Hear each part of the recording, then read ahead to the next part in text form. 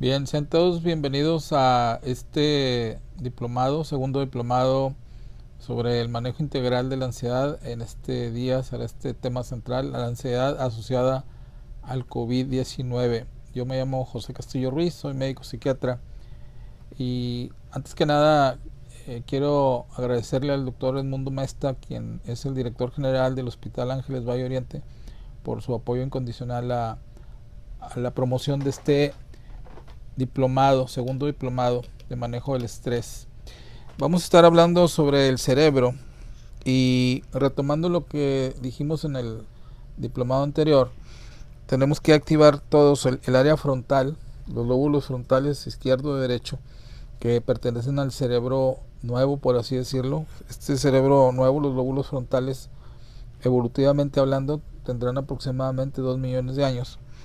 Y tenemos que estar apagando el cerebro posterior, sobre todo estructuras del sistema límbico que estaremos ahorita señalando, para evitar el estrés. El estrés surge de las estructuras posteriores del cerebro posterior. Hay que apagarlo para estar todos en el área frontal con calma, ecuanimidad, optimismo. Bien, este diplomado forma parte de una campaña educativa emocional que ha emprendido la editorial Opus, a través de las redes sociales, y esta campaña se denomina ¿Cómo está tu ánimo? Es una campaña que promociona a través de las redes sociales estrategias, tips, clases, diplomados para que durante esta epidemia del COVID y esta cuarentena todos lleguemos a buen rumbo, a buen puerto de salud física, emocional y trascendente. Primero que nada hay que mencionar al doctor Yuval Neria, quien es director del Servicio de Trastornos Postraumáticos del Departamento de Psiquiatría de la Universidad de Columbia en Nueva York.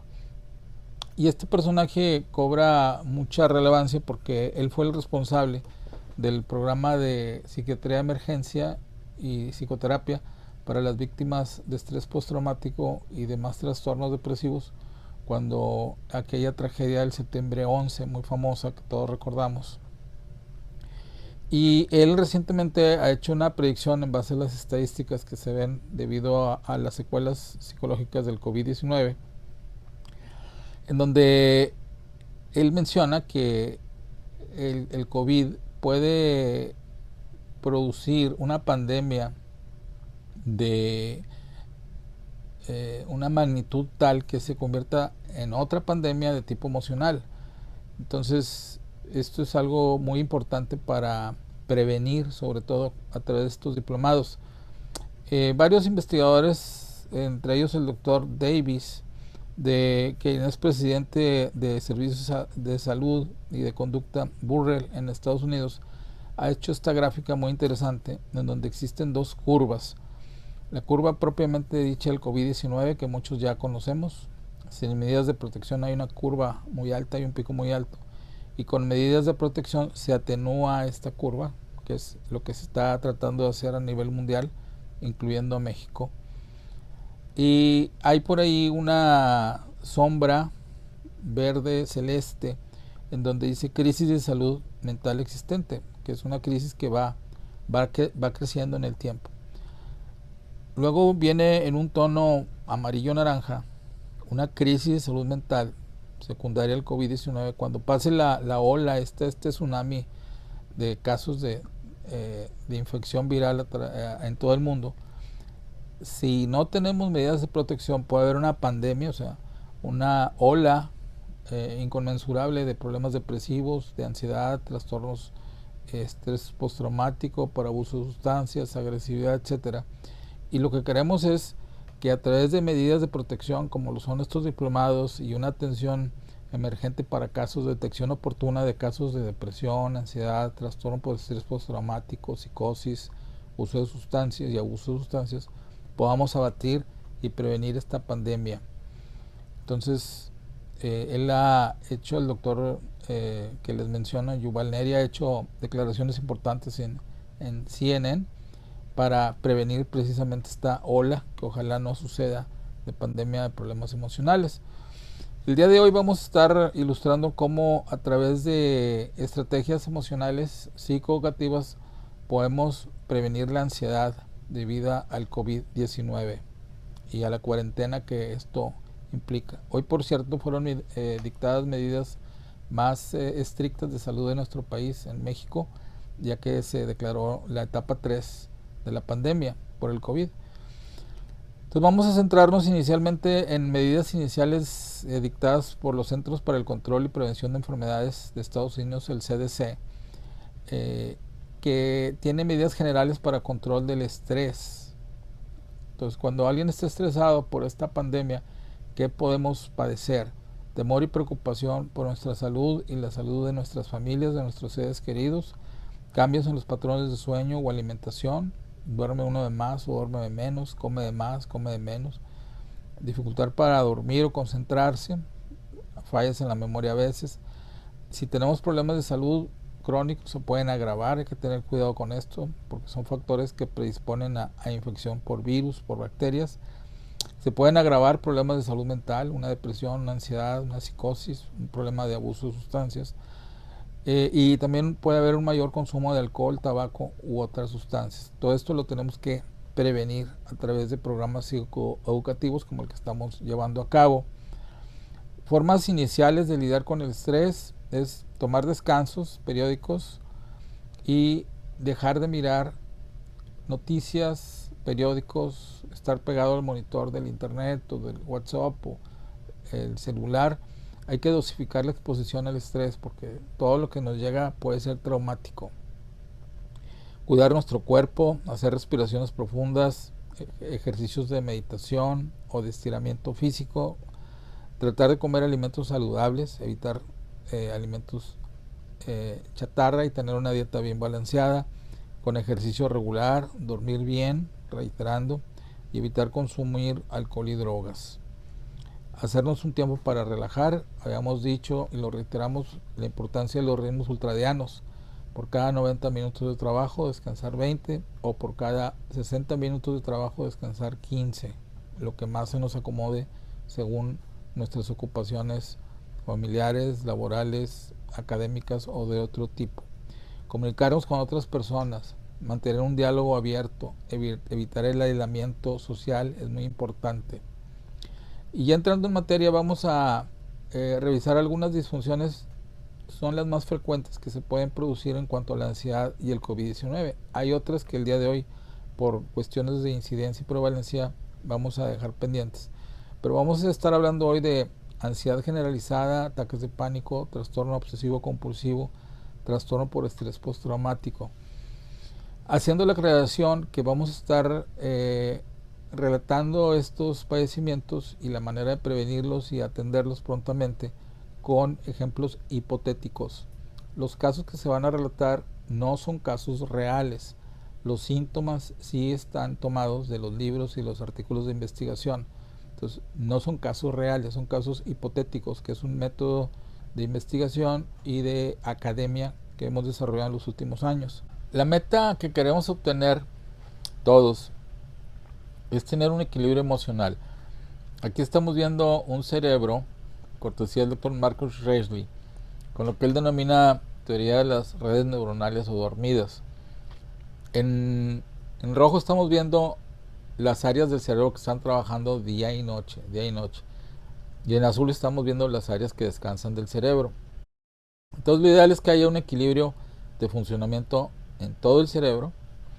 Y es lo que estamos ahorita tratando de ver el cómo a través de esta ilustración. El primer caso clínico, reitero, todos son hipotéticos. Se trata de Betty, es una ama de casa que cuenta con 40 años, empleada con labores de home office debido a la cuarentena por el COVID-19. En las 2 últimas semanas, ella ha desarrollado ansiedad e irritabilidad en su hogar, presenta insomnio y su apetito se ha incrementado. Además ha presentado pesadillas de inundaciones y terremotos. Al día siguiente se comunica vía WhatsApp con su psicóloga, quien después de escucharla le diagnostica un estado de ansiedad secundario al estrés de la cuarentena. Le instruye a Betty cómo relajarse y hacer meditaciones, así también le orienta para practicar ritmos ultradianos, lo que les decía anteriormente, descansar 20 minutos luego de 90 minutos de elaborar el home office. Se le aconseja hacer ejercicio, tener música de fondo en su hogar, practicar sentido del humor y ejercicios de dieta emocional que vamos a ver posteriormente. Esta dieta emocional es una serie de ejercicios que activan el área frontal, les decía, las áreas frontales, produciendo con ello calma, concentración, optimismo, control de impulsos, con lo cual las estructuras del cerebro posterior que les había mencionado, sobre todo las amígdalas y los cíngulos, que son estructuras que producen estrés, se desconectan anulando síntomas de tensión, para que al desconectarse este tipo de estructuras se activen las áreas frontales. Recordando un principio de física, la energía no se crea ni se destruye, solamente se transforma. El estrés hace que el cerebro posterior o primitivo, que heredamos de nuestros ancestros en la era de piedra, en las cavernas, se activa, y estamos viendo precisamente una situación de estrés que reactiva estas estructuras ancestrales. Entonces hay que mantenerlas apagadas para que lo que esté funcionando son las áreas maduras de los lóbulos frontales. Ahí vemos los elementos de la dieta emocional, entre ellos sentido del humor, correr con cubrebocas, admirar arte, apreciar arte o hacer arte, tener siempre momentos de meditación, momentos de visualizar el futuro positivamente. Hay una canción muy de moda, Resistiré, muy recomendable para aumentar nuestro ánimo. Leer, escribir, tener sentido del humor, visualizar metas, una dieta del Mediterráneo, cuidando el equilibrio, escuchar música, ya dijimos. Hay por ahí una pareja de anestesiólogos, esposos, que están dando ánimo y cariño. Obviamente que es en situaciones especiales. El no tocarnos físicamente es parte de la distancia social para quienes no somos anestesiólogos como ellos. Hago la aclaración. A Betty, nuestra paciente hipotética, se le brinda la siguiente información. Se le dice que la ansiedad o manifestaciones del estrés debido a esta crisis tiene causas multifactoriales. Puede haber causas genéticas, bioquímicas, de estrés, el medio ambiente y la epigenética, sobre todo el estrés que nos rodea actualmente. John Sharp, de la Universidad de Harvard, da algunos tips o lineamientos generales para manejar esta situación de estrés por el COVID-19. Por ejemplo, observar qué le sucede a nuestro cuerpo cuando aumentan las preocupaciones, activar el yo observador, qué tan preocupado estoy, qué es lo que más temor tengo, a qué le tengo miedo y qué es lo que más me ayuda a manejar las preocupaciones. Esto es importante para tener en cuenta, como vamos a ver posteriormente, a través de una escala donde están los estresores de menor a mayor proporción.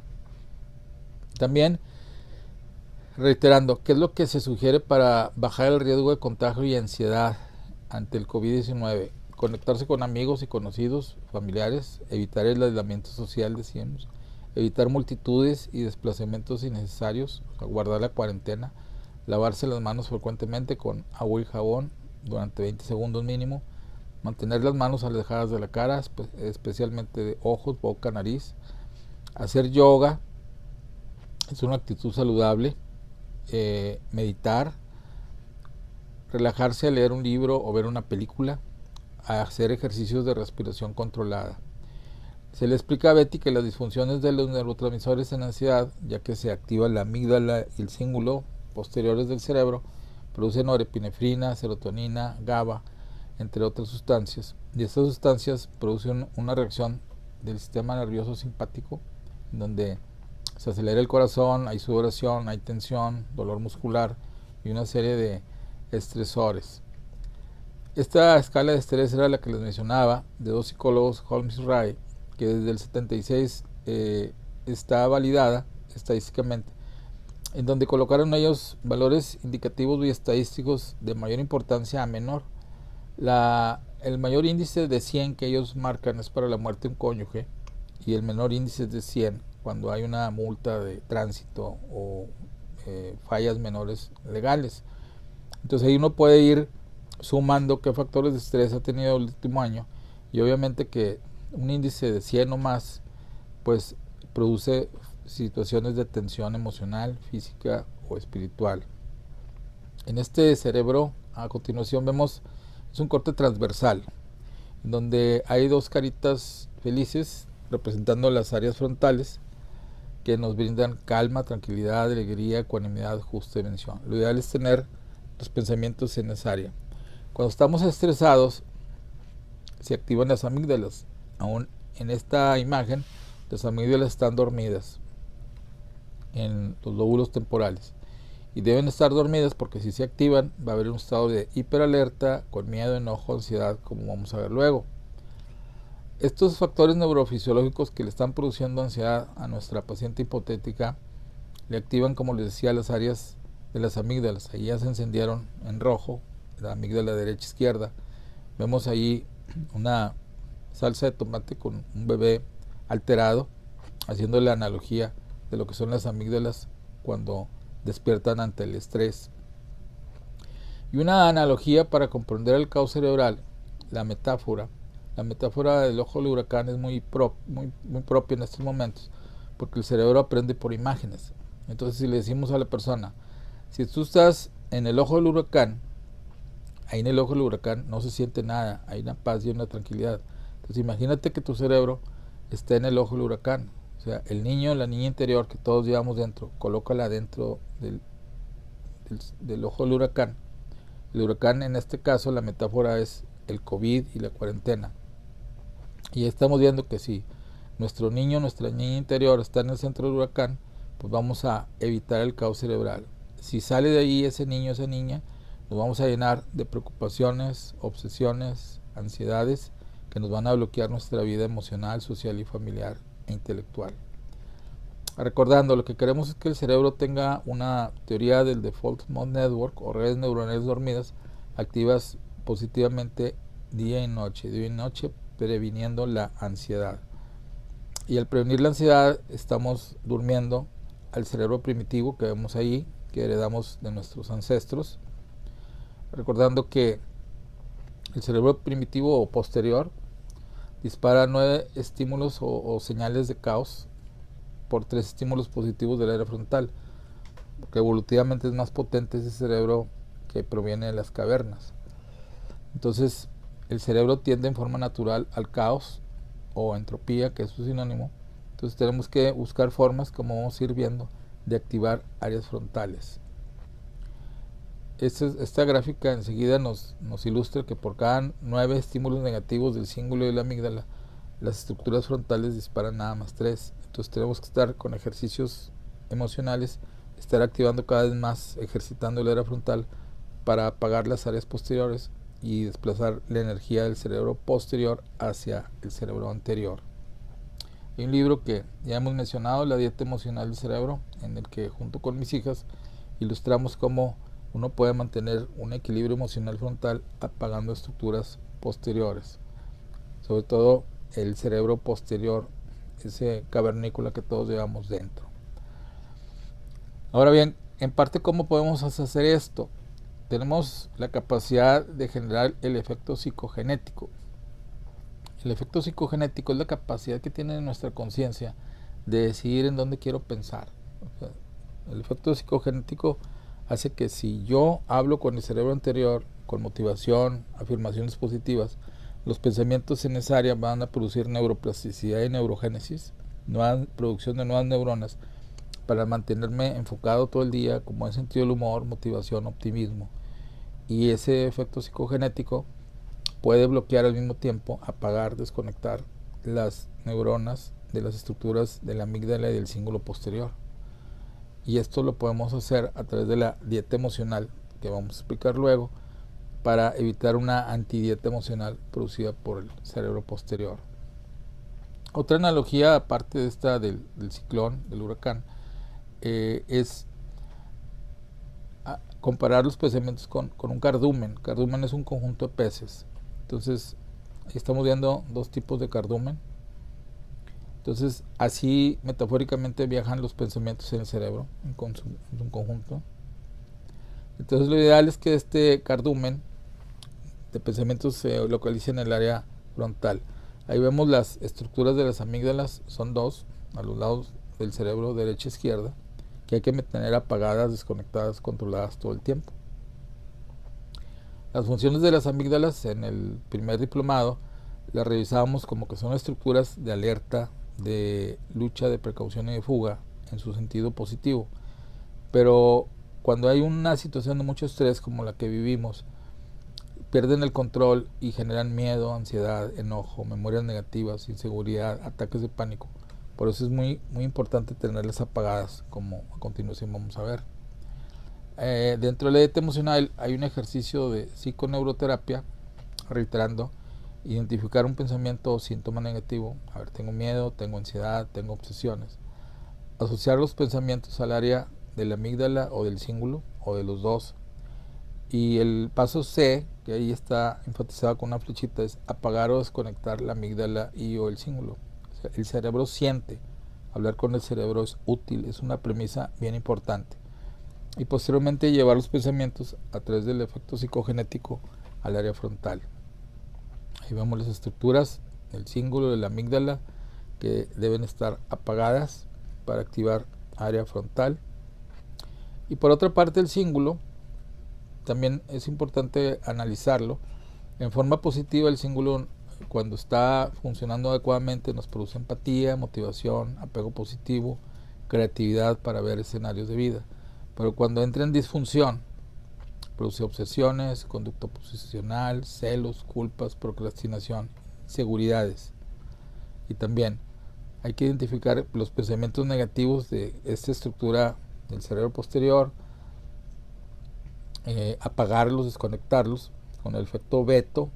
El cerebro siente, hay que activar el efecto veto y trasladar los pensamientos al área frontal. Reiterando, el efecto psicogenético quiere decir que la conciencia decide en dónde queremos pensar. Entonces, esta es una forma de autocontrol, de mindfulness, que debemos tener todo el tiempo a través del efecto seno cuántico. El efecto seno cuántico significa que en cuestión de segundos o de minutos podemos trasladar la serie de pensamientos negativos, obsesivos, de angustia, de memorias tristes hacia el área frontal para un sentido de ánimo óptimo, lo cual al final del día produce neuroplasticidad. Ahí estamos viendo dos imágenes de neuroplasticidad y neurogénesis, recordando que el cerebro se está reconfigurando día y noche, día y noche. En rojo son las estructuras cerebrales que trabajan, en azul son las que descansan. Y en la diapositiva que tenemos a nuestra derecha, vemos una neurona, cómo se está reproduciendo en una y en otra y en otra, lo que es la neurogénesis. Estas dos imágenes son tomadas del modelo de inteligencia artificial. A través de computadoras se reproduce la imagen de cómo trabaja nuestro cerebro. Recordando, cada día se producen más de 700 neuronas nuevas, desde la adolescencia, la juventud, hasta la tercera edad. Entonces, a través de la dieta emocional, que vamos a estar revisando, se restituyen neuronas que se han desgastado por el estrés.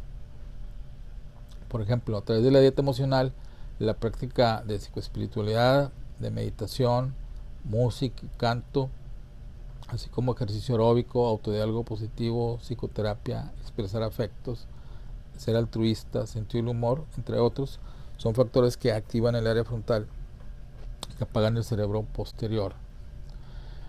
Hay un cuestionario de señales de estrés que hemos señalado anteriormente, elaborado por uno de mis maestros en Harvard, el doctor Herbert Benson.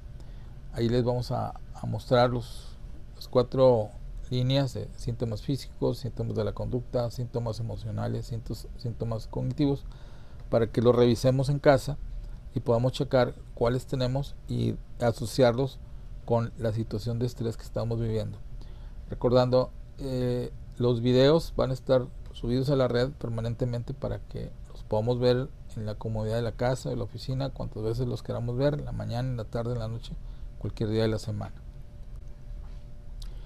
También hay que retirar, los conceptos a veces son repetitivos, porque una directriz que se señala en mindfulness es que los métodos de enseñanza son en base a repeticiones, contrario a nuestra creencia del mundo occidental de que con una sola exposición es suficiente. El mindfulness se ha demostrado que la repetición del mismo concepto varias veces, aunque nos parezca aburrido, hace que el concepto quede más grabado en nuestra memoria. Volviendo a la ilustración, aquí tenemos una persona obesa. El estrés y el COVID COVID-19 y de la cuarentena produce síntomas de inflamación en todo el cuerpo, incluyendo el cerebro.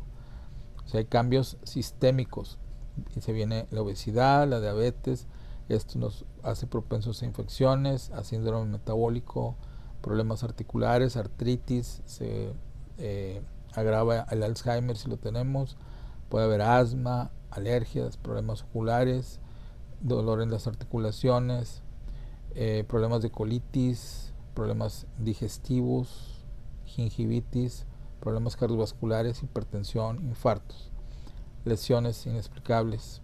Entonces, toda esta serie de síntomas de estrés es necesario prevenirlos a través de la implementación de la dieta emocional.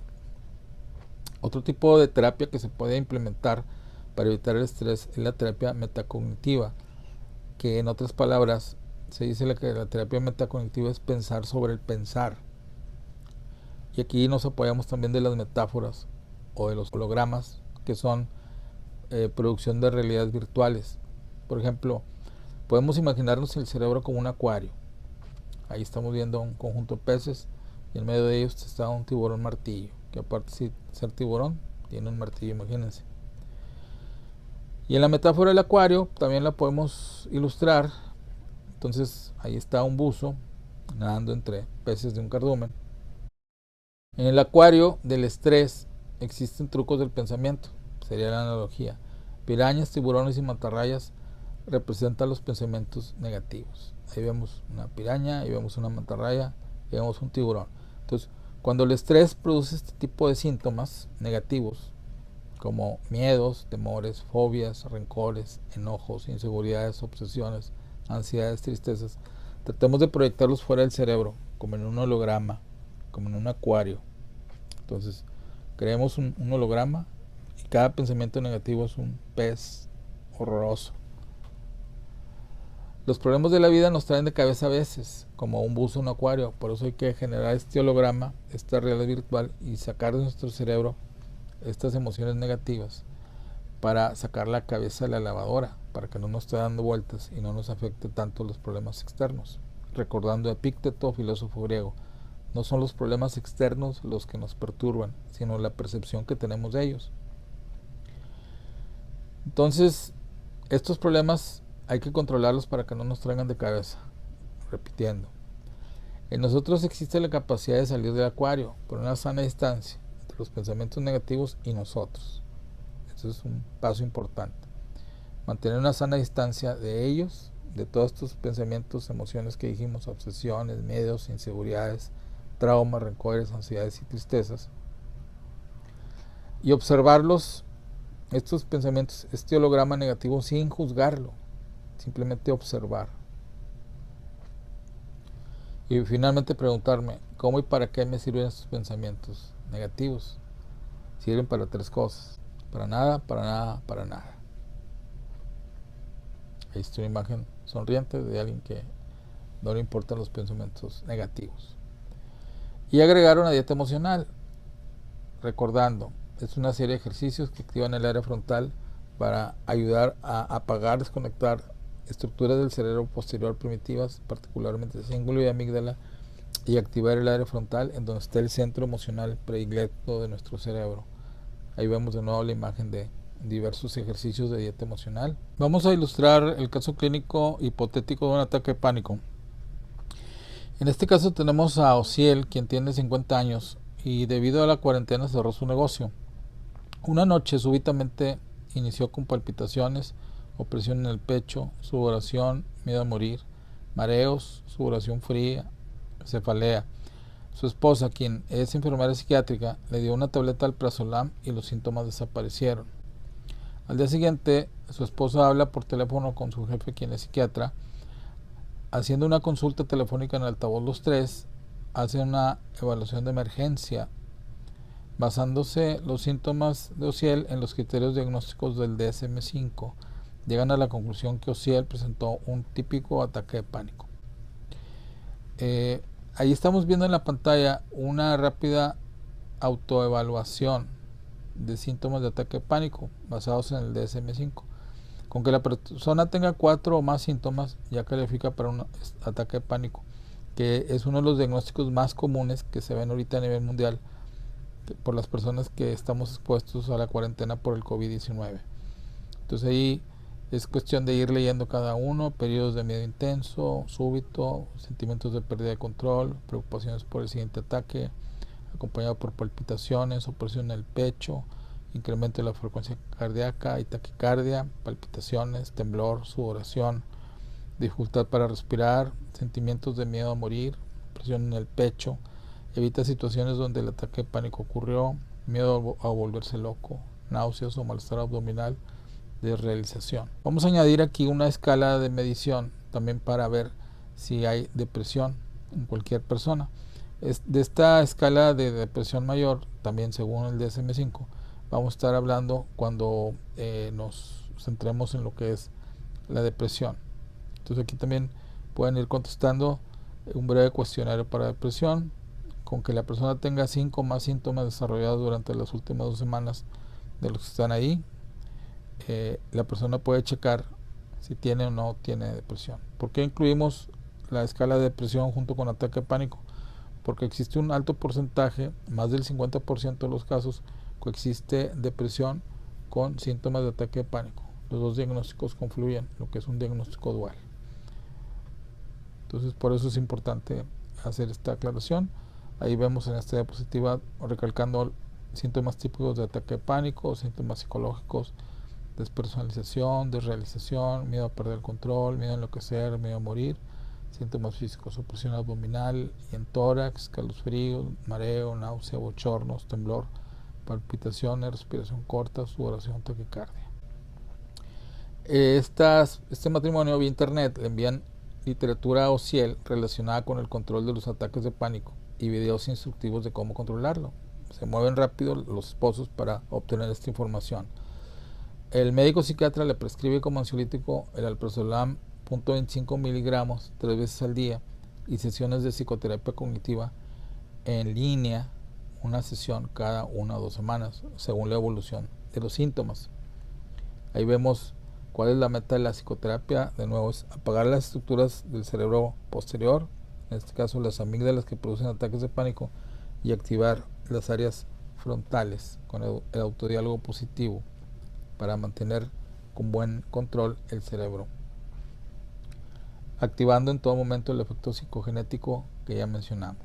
La conciencia decide en dónde queremos pensar, reforzando todo con dieta emocional. Hace tiempo escribimos un libro, Insight, Viaje al Centro del Cerebro. En la sesión de terapia para niños de este diplomado vamos a enfatizar un poquito los ejercicios de este libro, pero también si vemos que un hijo, una hija, un menor de edad tiene este tipo de síntomas que estamos describiendo, pues compartir con él o con ella este libro Insight es buena opción. Este es el caso clínico de un trastorno obsesivo compulsivo. Una persona presenta obsesiones y compulsiones de limpieza desde hace 20 años. Es una persona adulto joven. A raíz del COVID-19, cada día tiene el ritual de limpiar las chapas de las puertas 5 veces por día. Entre paréntesis, la casa tiene 20 puertas y se lava las manos 100 veces por día. Ahí vemos los circuitos que participan en las obsesiones y compulsiones. Generalmente son el cíngulo anterior, la corteza orbitofrontal y en menor grado la amígdala. Ahí estamos viendo una carita feliz cuando el cíngulo le manda la señal al área media frontal para que el estímulo vaya al área correspondiente frontal, mientras que en las obsesiones del cíngulo va hacia abajo, hacia el área orbitofrontal la señal, y empiezan las obsesiones y compulsiones. Ahí vemos un ejercicio de cómo identificar los pensamientos. En este caso es una persona que se le da muchas veces las manos. Ahí él tiene que estar visualizando que el cíngulo dispara hacia abajo. Aquí vemos, el cíngulo dispara hacia abajo el estímulo cuando debe ir hacia arriba. Y entonces visualiza él, o sea, le habla al cíngulo para corregir el estímulo hacia abajo a través del efecto veto o desconexión, y hacer un autodiálogo positivo para subir la señal. Y al subir ya la señal del cíngulo a la corteza medial frontal, ya la persona enfoca bien sus pensamientos. De nuevo, a través de la neuropsicoterapia se identifican síntomas se hace un apagamiento o clausura del cíngulo para que el área frontal ya retome el control automáticamente. A este paciente en cuestión se le explica vía terapia FaceTime, ejercicios de neuroterapia, se le sugiere tomar el citalopram y clonazepam para controlar los síntomas. El clonazepam apaga las áreas temporales de las amígdalas y el citalopram controla el cíngulo y le refuerza la función de serotonina frontal. Se le instruye al paciente que practique la dieta emocional y también se le indica mantener una comunicación vía telefónica o por línea con su terapeuta, utilizando la metáfora de que uno tiene que ver el estrés como una ola. Lo importante es que no nos revuelque la ola, sino poder surfearla adecuadamente. Aquí en esta otra diapositiva vemos un surfeador de olas y un cerebro que se mantiene estable. Y finalmente vamos a ver el caso clínico del trastorno por estrés postraumático, hipotéticamente. Mauro es empleado de una firma internacional, tiene 30-35 años, es diagnosticado positivo para COVID-19 en un aeropuerto de Asia. Entró en crisis de angustia y fue aislado con el uso de la fuerza pública, ya que un obstáculo para él fue que él no hablaba el dialecto de los policías, un idioma asiático totalmente desconocido para él. Entró en crisis y llegó la fuerza física y lo sometió. Desde que llega a su lugar de origen y lo colocan en cuarentena, padece insomnio, terrores nocturnos, sueños recurrentes de su detención, flashback de su episodio en el aeropuerto de Asia, síntomas físicos, dolor muscular, pensamientos intrusivos de su detención, llanto inexplicable, sentimientos de desrealización. Ahí vemos en una gráfica cómo él fue detenido por las autoridades del aeropuerto cuando perdió el sentido de sí mismo. Y aquí vemos los criterios diagnósticos del trastorno por estrés postraumático que a veces sucede en estas épocas de estrés extremo. La persona experimentó, presenció o se enfrentó a un acontecimiento que implicaron la muerte o amenaza de muerte o una lesión grave, o sea, fuera de lo común, o una amenaza para su integridad física. 2. La respuesta de la persona implicó miedo intenso, impotencia o horror, que era lo que tenía nuestro paciente hipotético. Y el acontecimiento traumático se reexperiencia una o varias veces con recuerdos del acontecimiento, sueños desagradables del mismo, el flashback, como si el evento estuviera ahí presente, malestar psicológico intenso a enfrentarse a estímulos que le recuerden lo que pasó, reactividad fisiológica tanto interna como externa, dolor físico, etcétera, ¿no? Sudoración. Y puede haber también evitación persistente de estímulos asociados al trauma, memorias recurrentes, hay que evitarlas. Y puede haber dificultades para conciliar el sueño, ataques de ira, concentración, se dificulta, hipervigilancia o sobresaltos inesperados. Una hermana de Mauro es psicóloga y hace un diagnóstico presuntivo de trastorno por estrés postraumático. Mauro se entrevista por videoconferencia con un psiquiatra quien corrobora el diagnóstico. Se le prescribe medicación ansiolítica, clonazepam 2 miligramos por día, un psicoestabilizador, ácido valproico 500 miligramos por día, y en el caso de síntomas de irrealidad se le prescribe olanzapina 5 o 10 miligramos por día. Se le recomienda a Mauro sesiones de psicoterapia cognitiva conductual 1 o 2 veces por semana. Además se le instruye sobre ejercicios de MDR, que es terapia de desensibilización y reprocesamiento por medio de movimientos oculares. O sea, se le indica que cuando se le vengan pensamientos del trauma, recuerdos, sin mover la cabeza, haga con ayuda de su dedo índice movimientos en zigzag hacia los lados o hacia arriba, hacia abajo con los ojos, sin mover la cabeza, para que estos movimientos apaguen los sistemas de alerta del cerebro posterior, cíngulo y amígdala, y la energía cerebral vuelva al área frontal. Ahí vemos en un GIF cómo es este ejercicio de MDR que le llaman, y vemos en otra imagen cerebral de un espectro cerebral cortesía del doctor Ayman, como a su izquierda está el cerebro con el sistema límbico todo en rojo trabajando, y a partir que se hace la técnica de MDR se apaga la hiperfunción del sistema límbico. Entonces, de nuevo queremos dar las gracias al Hospital Ángeles y a su director general, el doctor Edmundo Mesta, por esta oportunidad, recordándoles que esta presentación es parte de una campaña de medios, de redes sociales, para ayudar a la población, y el título de la campaña es ¿Cómo está tu ánimo?, a través de redes sociales que ahí aparecen y a través del apoyo de Editorial Opus. Deseamos que esto continúe para apoyo de la comunidad. Muchas gracias y nos vemos en la siguiente sesión para hablar de problemas relacionados con la depresión y el COVID-19. Muchas gracias.